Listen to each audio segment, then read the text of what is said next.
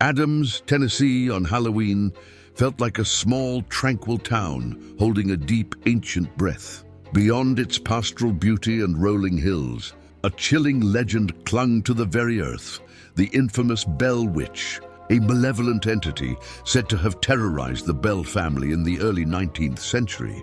Its legacy now primarily associated with the ominous Bell Witch Cave. For Dr. Julian Vance, a celebrated but deeply cynical folklorist and cryptid researcher, this Halloween was more than a professional visit. It was a personal challenge.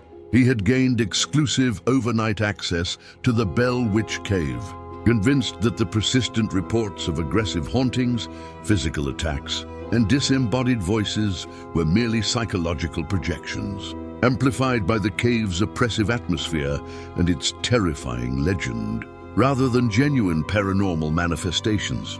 His objective, to uncover the geological anomalies or environmental factors that contributed to these hauntings, thereby definitively debunking the supernatural claims and proving the Bell Witch was merely a historical hoax.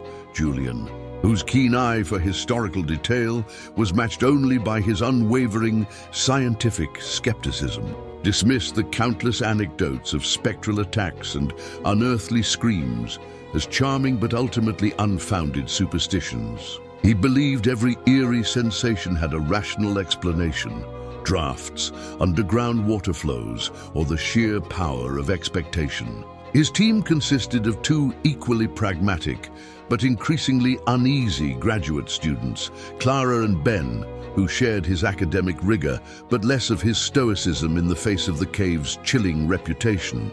They arrived on the evening of October 31st, the rural Tennessee air sharp and carrying the earthy scent of damp earth, decaying leaves and a faint metallic tang, like iron-rich water and forgotten gunpowder. The entrance to the Bell Witch Cave, a jagged maw in the side of a hill, shrouded by ancient twisted trees, seemed to glower under the bruised purple and ominous orange twilight sky. A scattering of carved pumpkins, their glowing orange faces twisted into menacing grimaces, adorned the cave's entrance and surrounding trees, a festive touch by the local tourism board. But their light seemed to pulsate with an unnerving, almost sentient intensity in the deepening gloom. Their designated study area was the deepest, most notoriously active chamber within the Bell Witch Cave, a claustrophobic space known as the altar room, where visitors reported the most violent encounters. This room was the epicenter of the cave's most extreme claims, famous for sudden temperature drops, moving objects, and the feeling of being touched or scratched by an unseen presence. Julian meticulously set up his specialized equipment, thermal cameras, highly sensitive geophones for subterranean vibrations, acoustic sensors, and electromagnetic field (EMF) detectors, hoping to capture any subtle geological or psychic anomalies. A single battery-operated jack-o'-lantern, its orange LED flickering steadily, sat on a nearby stalagmite, a practical light source among the sophisticated gadgets, and a defiant symbol against the cave's grim history. Hours passed. The initial data was frustratingly inconclusive. Geophones picked up nothing but the distant rumbling of the earth and the drip of water.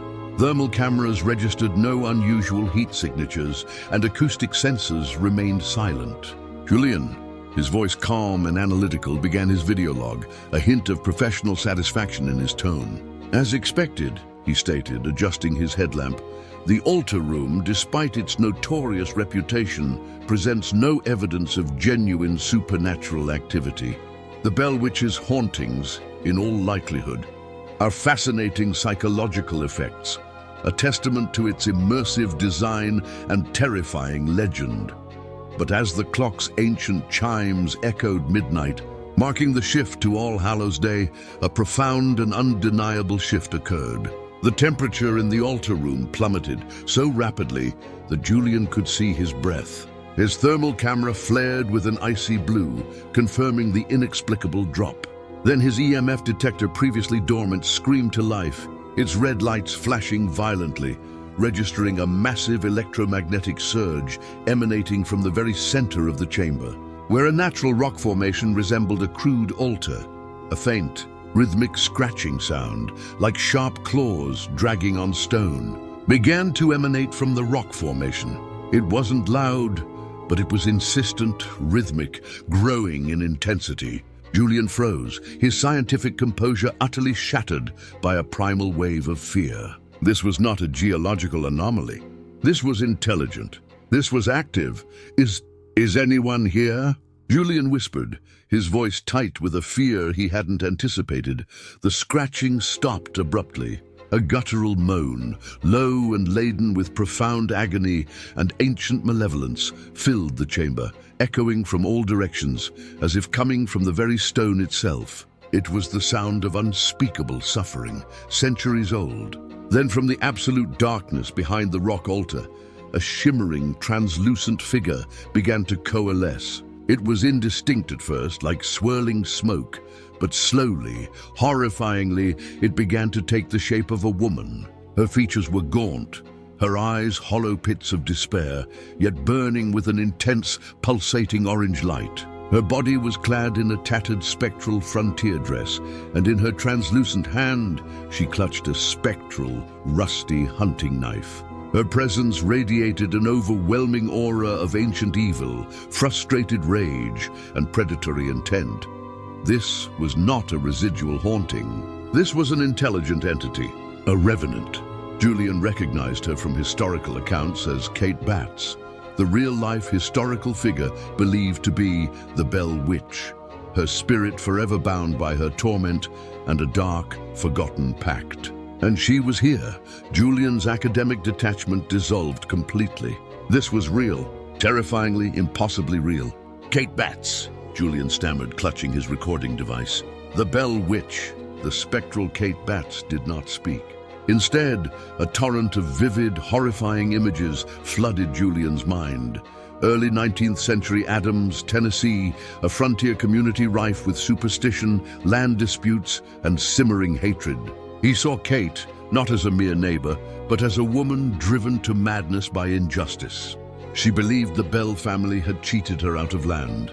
She made a dark pact with an ancient malevolent entity residing within the Bell Witch Cave, trading her soul and eternal servitude for the power to torment the Bells, to drive them from their land.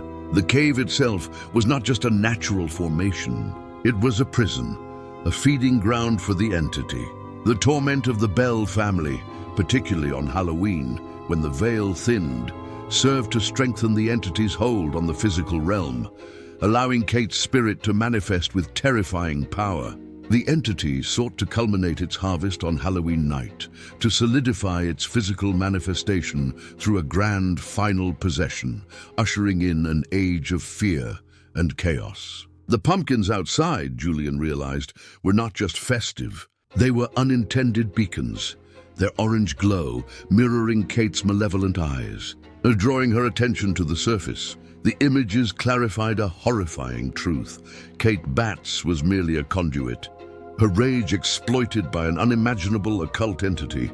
The parasitic entity, an ancient force of vengeance, was the true power behind the Bell Witch legend. Bound to the cave and on Halloween, its hunger for control was at its apex, demanding not just suffering, but a complete forfeiture of humanity.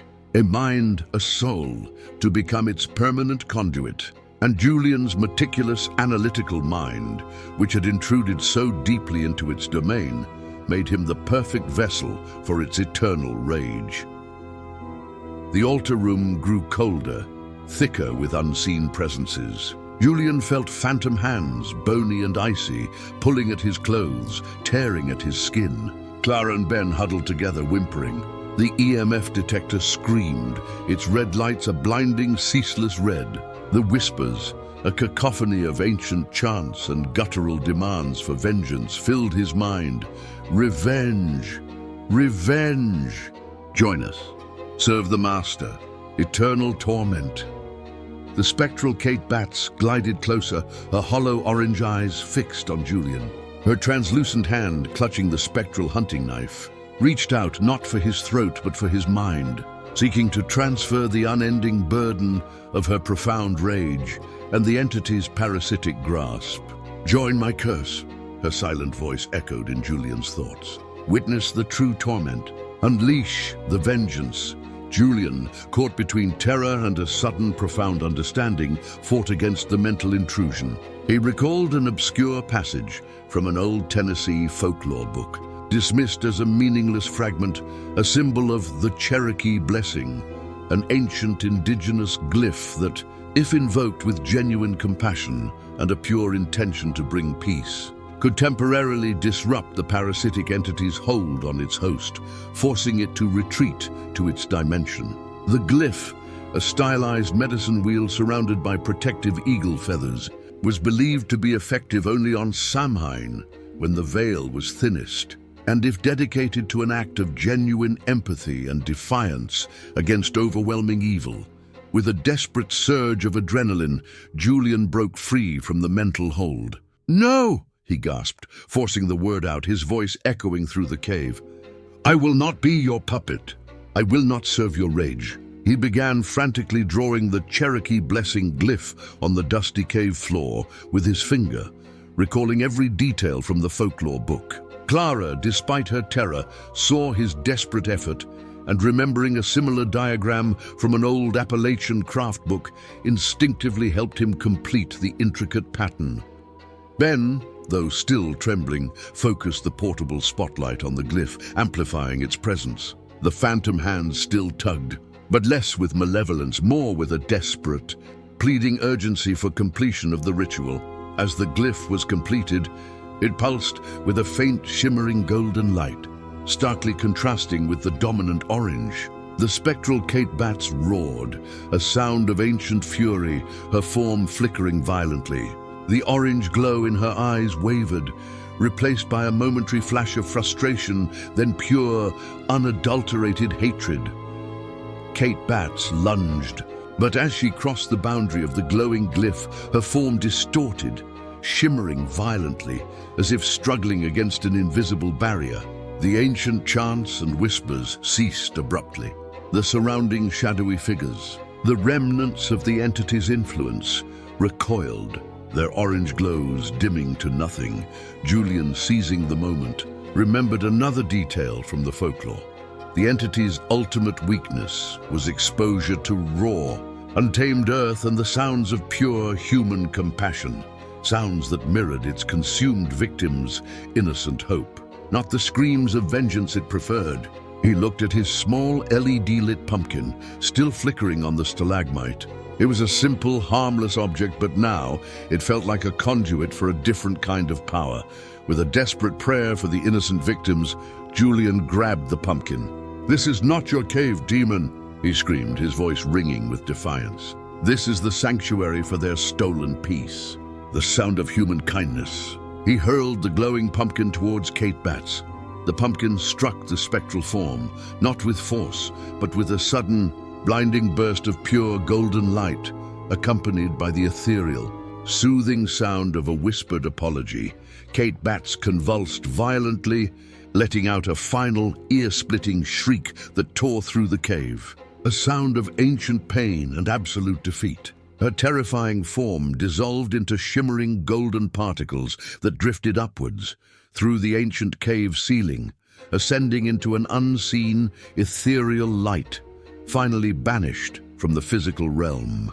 The altar room returned to its chilling stillness, but the oppressive malevolence was gone.